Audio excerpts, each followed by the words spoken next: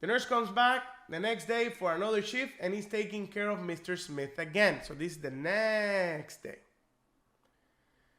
The nurse assesses the following: which data indicates improvement or not improvement. So we have to look at each clinical data. Lungs, inspiratory crackles at lung base. Is there improvement or no improvement? Then we got to go back to the scenario. It says crackles audible throughout both lung fields. So now we have a little improvement, don't you think?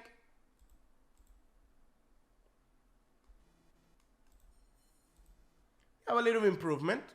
Why? Because it says inspiratory crackles at lung base.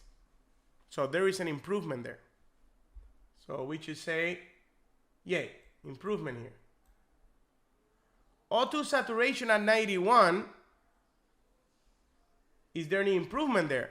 Well, yeah, before was 85. So improvement. Professor, where's the improvement with the crackles? Well, remember it was throughout the lung field. Now it's at the lung bases. So it's not a complete fix, but it's a little bit better. Saturation definitely is much better. 3+, 4+ spinning edema, no improvement there. Systolic murmur, audible. Ooh, this is tricky here because it doesn't mention anything about systolic murmur in the case study. So this is a curveball. No improvement.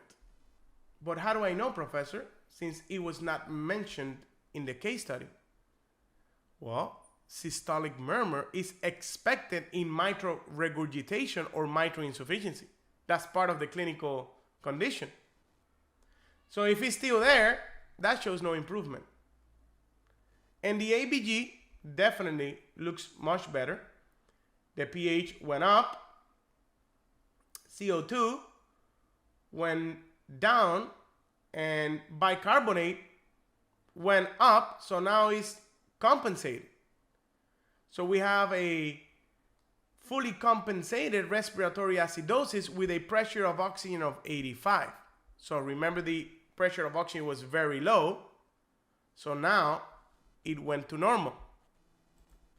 So this would be the answer. The good thing about this type of question is that if you miss some of the answers, you still will get partial credit.